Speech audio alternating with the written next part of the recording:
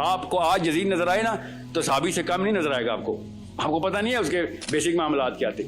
اور جتنا سسٹم یزید کے اندر تھا, اگر پاکستان 1% بھی لے لے تو دنیا میں آگ لگ جائے, خلافت آ گئی ہے. تو دین نہیں ہلا تھا اتنا, دین ہلنے کی پہلی بنا پڑی تھی. یزید کی اتنی مجال ہی کیا تھی کہ دین بدلے, لوگوں نے کچا نہیں کھا جانا تھا اس کو, بچے تو نہیں بیٹھے تھے نا نیچے.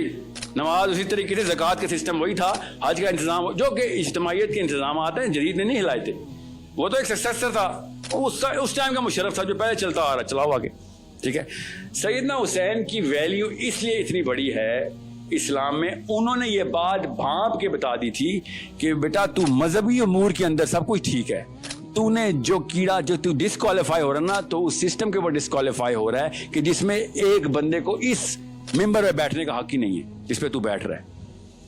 سمجھ آئی؟ اور یہ سب سے بڑا واقعہ ہے کہ جب ایک بندہ, آپ سوچیں میں آپ اور ورسز سیدنا حسین علیہ السلام, سوچیں انہوں نے کیا کیا کہ عورتیں اور بچے بھی لے آؤ سارے میرے, کسی کو نہیں, یہ نہ کسی کو امت میں آخری بچے کو بھی کسر ملے کہ ہاں ٹھیک ہے سیف پلے کر لینا, سیف پلے کر لینا, کسی ایک کو بھی نہیں. اور یہ خالی ہسٹری کا واقعہ نہیں ہے, بخاری شریف میں پورا واقعہ حدیث میں ہے. عبداللہ بن عباس کا وہ خواب دیکھیں جو بخاری میں ہے, نبی علیہ السلام نے خواب میں بتایا, خون کی شیشی پکڑ کے آئے نبی علیہ السلام, جس ٹائم حسین علیہ السلام شہید ہو رہے ہیں, نبی علیہ السلام عبداللہ بن عباس کے خواب میں بتا رہے ہیں. It's not a small matter. کیوں؟ واقعی میں اسلام کا سسٹم توڑنے کی پہلی اینٹ رکھ دی تھی یزید نے. ٹوٹا نہیں, ظاہر ٹوٹتے بھی تو ٹوٹا ہے نا, عباسیوں نے بھی وہی سسٹم چلایا آگے, اور اس کے بعد امیہ کے بعد عباسی آئے, 300-400 سال تک وہ سسٹم نہیں ٹوٹا, مگر سسٹم کی بنیاد کچی سے کچی ہوتی رہی. اس کے بعد ظاہر ہے پھر خلافت کے علاوہ ملوکیت تو نارسسزم ہی ہے. کیا مطلب ہے نارسسزم؟ اب مریم نواز شریف یا بلاول سے کوئی پوچھے نا کیا سی وی دکھا بیٹا, تجھے کیوں, تو کون ہے؟ میں جی نواز شریف کی بیٹی ہوں بس, یا میں زرداری صاحب کا بیٹا ہوں. یہ کوالیفیکیشن ہے؟ یہ کیا کوالیفیکیشن ہے بھائی؟ یہ تو بلکہ ڈسکوالیفیکیشن ہے, کیونکہ اسلام جو ہے یہ واحد دین ہے جو کہتا ہے دین کہ جو بندہ چاہتا ہے نا خلافت, وہ ڈسکوالیفائی اس کو نہیں ملے گی. سمجھ رہے؟ ورنہ سیدنا حسین نے نعرہ بھی لگا دینا تھا, مگر ان کو پتا تھا کہ جو چاہتا ہے اس کو نہیں, تو نہیں بنے گا, جس مرضی کو بناؤ تو ڈسکوالیفائڈ ہے. This is a problem that you better understand. Otherwise اللہ تعالیٰ نے یہ نہیں کہا کہ میں دین بناؤں گا اور دین میں ہی قائم رکھوں گا. اللہ نے ہمیں کام دیا ہے, تم نے نہ کیا تو کوئی اور کسی اور سے کروا لوں گا کام, لیکن انسانوں سے ہی ہوگا, ورنہ تو بجلی ابھی گرے سارے کے سارے مسلمان ہو جائیں. اللہ تعالیٰ نے خود کہا یہ چاہتے ہیں کہ میں فرشتوں کے پر لگا کے بادل پہ آ کے بیٹھ جاؤں اور یہ دیکھ لیں کہ ہاں نظام یہی ہے صحیح, بات یہی صحیح, کتاب یہی درست ہے, تو وہ تو ایسے ہو جائے گا. یہ واحد امت ہے جس پہ غیب کا ٹیسٹ آیا. پچھلی امتوں میں آپ بنی اسرائیل کی ایک دو ہسٹری پڑھ لیں, قرآن میں بھی لکھی ہوئی ہے, ان کی کتابیں پڑھ لیں, روز ایسے معجزے ہو رہے ہیں کہ غیب کی کوئی کسر ہی نہیں ہے. کبھی کوئی کسی چیز کی بارش ہو رہی ہے, کبھی کس چیز کی, پھر آگ کا ایک شعلہ زمین میں چل رہا ہے, آگے آگے گائیڈ کرتا آ رہا ہے. اس سے پہلے سمندر پھاڑ چکے ہیں وہ. آج میں اور آپ سمندر پھاڑتا ہوا دیکھیں, اس کے بعد کوئی نماز چھوڑیں گے؟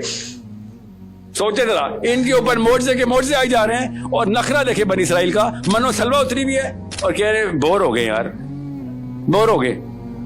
آپ میرے اور آپ کی, ہماری امت کے اوپر ٹیسٹ ہی کوئی اور, ہم پہ غیب کا ٹیسٹ ہے. بچت ہے الحمدللہ, سب سے آسان ٹیسٹ ہے غیب کا, ورنہ ہمیں اللہ تعالیٰ اپنا جلوہ دکھا دیتے نا, کرتوت ہمارے پھر بھی وہی ہونے تھے.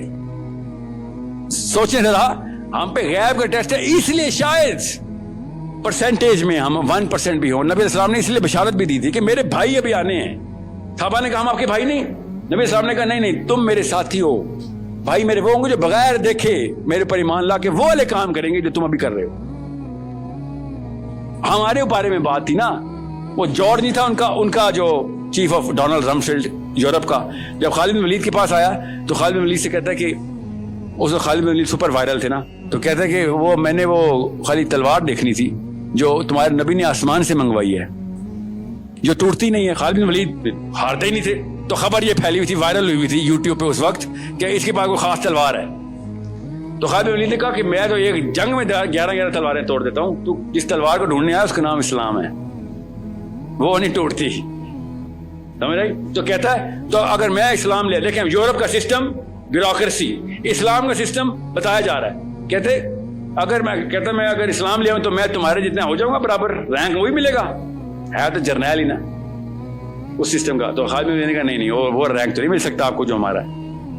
کیونکہ ہم نے نبی کو دیکھا ہے ایمان لائے. تیرا میرے سے اوپر کر رہے ہیں کہ بے وقوف تو بغیر دیکھے نبی پہ ایمان لائے گا. غور سے سمجھیں اپنی اوقات کو, اتنا اونچا کیا نبی نے ہمیں, ہم سمجھ ہی نہیں رہے. 1% بھی کام کر لیا نا ہم نے سسٹم کے لیے, 1% بھی, ادھر سے ابو بکر صدیق یا علی بن ابی طالب کے آس پاس کہیں پہ جنت میں نام لکھ رہا ہوگا, آس پاس ہی. وہ لیول تو ہمیں ہی پتہ نہیں اچیو ہونے نا ہم سے, 1% سے یا 100% سے بھی نہیں ہونے, مگر اس سرکل میں شاید انٹر ہو جائیں. اتنی آسان سی بات.